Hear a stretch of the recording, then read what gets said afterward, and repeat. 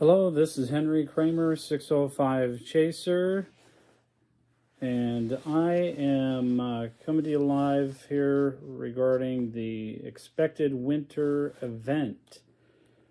So I am currently streaming Facebook Live as well as YouTube channel live. So the one thing that I want to mention here, up at the top, you're going to see NAM 12KM, and it's updated as of 06Z. Obviously, that ends up being 1 a.m. And so that's the latest information that these computer models have. Now, this NAM 12KM only brings it out 84 hours. But I'm going to put this into play here, and this is, if you see down to the right, my right, lower right, it's showing total snow, and that's 10-to-1 ratio. That's the most common utilized. So I'm going to put this into motion here, and you'll see as we go overnight here and into tomorrow, some snowfall comes in, but then the closer that we get to like the 23rd, 24th area, pretty much how far out it is, and there you go. So that's as far out as it can go, and I zoom in here and show you these estimated storm totals by 1 p.m. on the 24th of March. Obviously, Clear Lake, it's got quite a bit, and then as you go, Brookings, pretty light.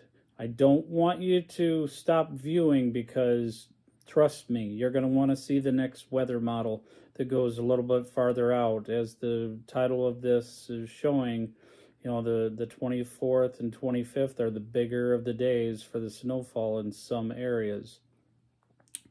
And as you can see, Pierre and Oneida area, you know, not as much. So I'm going to put into play another model here. This is the GFS model. Now this was updated, again, same time, 1 a.m. It's showing 00306Z, which is 1 a.m. today. I'll put this into play here for you. You're going to be able to see the difference that I'm referring to. Again, very similar to the NAM, and then things really drastically change on the 24th. All those greens and reds and oranges. I'll go in and show you a view of estimated snowfall totals here, Mitchell area. You know, this may, in my opinion, in my expert opinion, these are pretty excessive when you're talking 43 inches over by the Marshall and Redwood Falls, Minnesota area. I think this model is really putting way too much emphasis on that. And the same with all these areas down south, because we right now only have the GFS model and the European model. Unfortunately, the European model that I was looking at only shows total precip. It doesn't show the snow totals. So rather than trying to explain that graphic, it made it simpler just to use this one for the extreme side and then go further. So that one is there. Next, I'm going to show you this graphic here. As it states here, winter weather returns. Hopefully you guys can see all that. We're going to have multiple rounds. And as it states, get that out of here. As it states, 0 to a trace, and this is as of 4:55 this morning on the 21st. Hopefully you guys can see everything. I tried to get the graphic the right way, so viewing was going to be okay, but there may be some issues. Next, precipitation timing for both systems. As you can see, The 21st, not a whole lot. 22nd, it's starting to get a little bit more of that wintry mix in the Sioux Center, Spencer areas, and then obviously Madison, Marshall, those areas in the overnight coming into Friday, that gets a little bit heavier. And then Saturday again is the mainly snow. And then as we get into the daytime of Sunday, we go back to that wintry mix according to this graphic. And Sioux City, as you can see there, it's kind of all over the place. It goes snow, then it goes rain, then it goes snow, then it goes rain. So it's going to be very slick, difficult driving conditions to say the least. So that's that. And then we have the probabilistic winter storm severity index. As you can see, and as the GFS model showed on the 10-to-1 snowfall ratio, Watertown area is going to have some of the biggest impacts. Obviously, those in the darker shade of yellow will also have some impacts there. That would be the 50% for moderate impacts, and then a greater probability there in the Watertown area.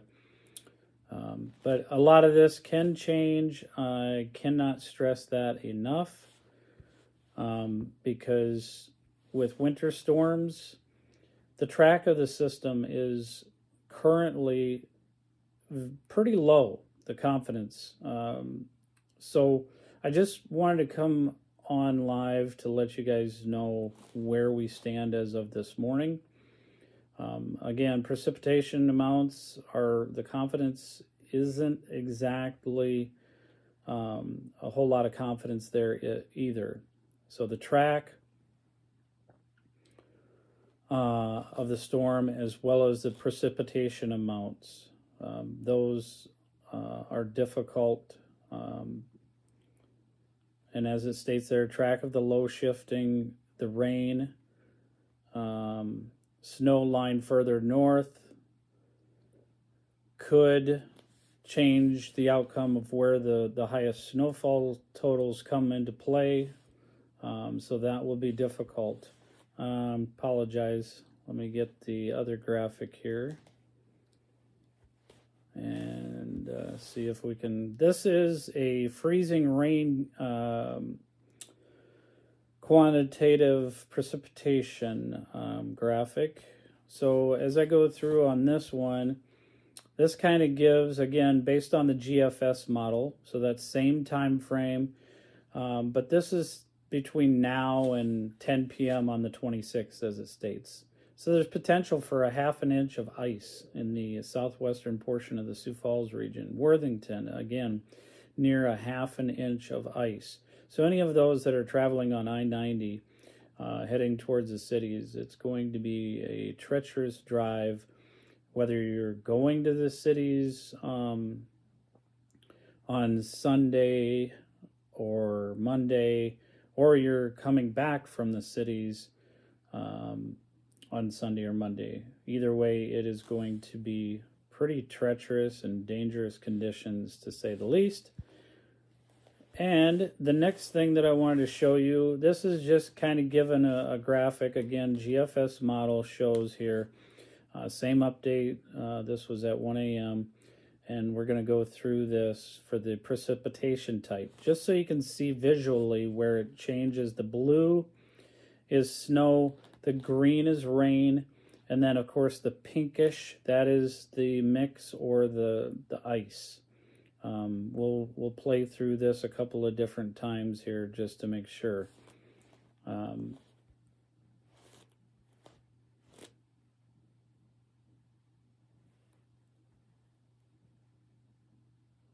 Wait 1 second, we'll pause this right here. So as you can see, as of 1 a.m. on March 22nd, predominantly snow north of Sioux Falls, west of Sioux Falls, there is a slight kind of over in the Mitchell area, Salem, starting to be a little bit of a mix, and then rain the farther south you go. So just wanted to give you a heads up. God bless you all. I'm sorry that I wasn't able to comment on any of your shout outs, or I wasn't able to shout out for you. Oh, if you're driving to Mankato, I do see I did not realize this. So Saturday should be fine, Josh. I appreciate you joining. Let me go back to Saturday, unless that's a delay here. Apologize. Let's take a look at Saturday. That's freezing rain, so I want to get rid of that graphic here for a second. And let's take a look at this.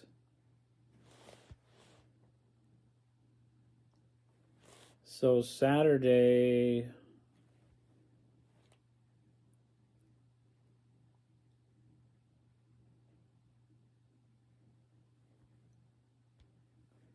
yeah, Saturday,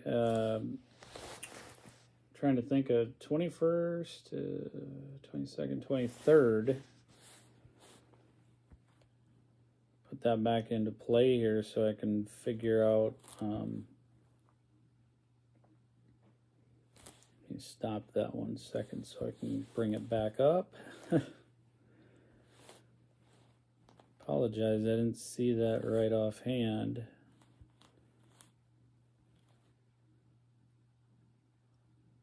So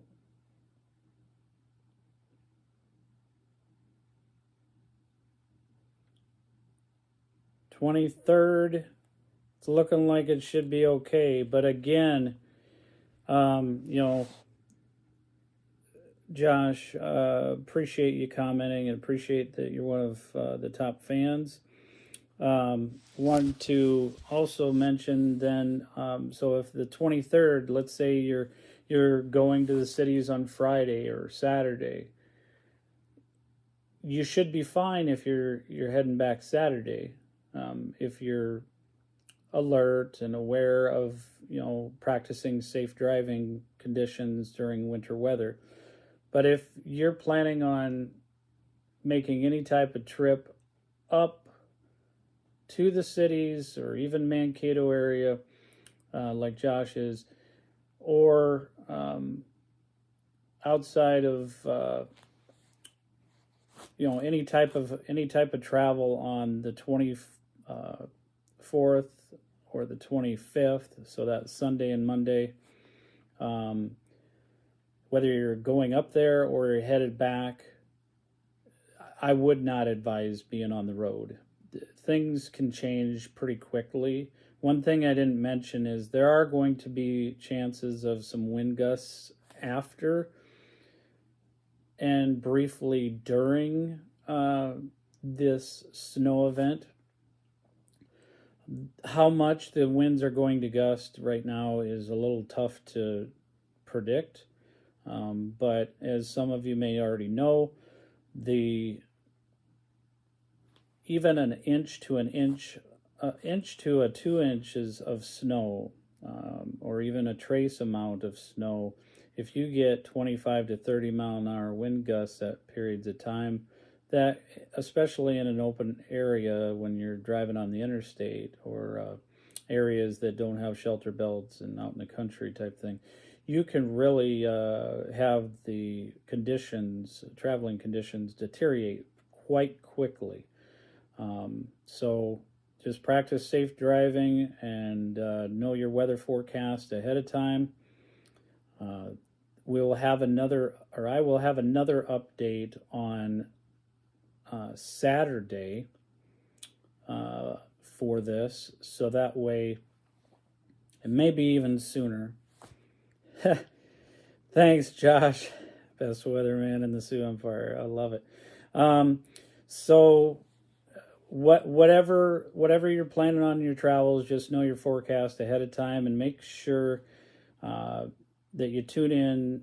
If you have not subscribed to the 605 Chaser YouTube channel and hit your notification bell, please do so, because doing multi-stream live stream casting during a winter event or even a spring event such as the tornado chasing or storm chasing that we do during the spring, it is very difficult to multi-stream on multiple platforms and get quality video production and streaming.